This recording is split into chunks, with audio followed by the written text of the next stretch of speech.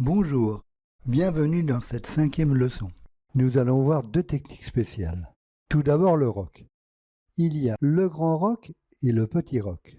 Pour faire le grand roc, on déplace le roi de 2 cases vers la tour, puis on déplace la tour en direction du roi de 3 cases.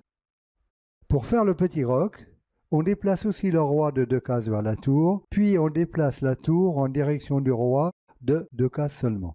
Après le grand et le petit roc, la tour se retrouve toujours juste de l'autre côté du roi.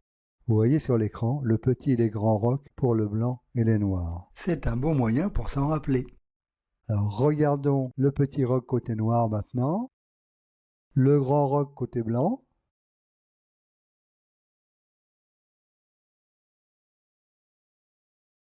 Voilà, donc vous retrouvez la tour juste de l'autre côté du roi. C'est un bon moyen pour s'en rappeler.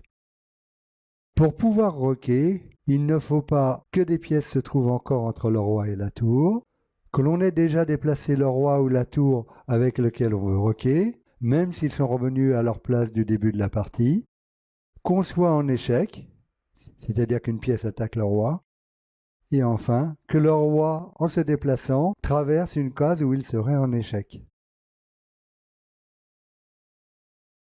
La prise en passant, c'est la deuxième technique spéciale. Lorsqu'un joueur déplace le pion de 2 cases depuis la muraille, vous vous rappelez, 2e rangée pour les blancs, 7e rangée pour les noirs, et qu'il croiserait sur la 3e case le pion de l'adversaire qui pourrait le prendre, donc en diagonale, alors le pion adversaire pourrait le prendre comme s'il n'avait avancé que d'une case. Par exemple, le pion blanc se déplace ici de A2 en A4. Le pion noir B4 va faire comme si le pion blanc s'était arrêté en A3 et le prendre. Voici la position à la fin de la prise en passant. Vous avez une autre représentation sur la droite de l'écran pour le côté blanc et le côté noir. Savez-vous comment on dit en passant dans les autres pays du monde? Eh bien, on dit aussi en passant. C'est l'expression française qui est utilisée partout dans le monde. Voilà pour aujourd'hui.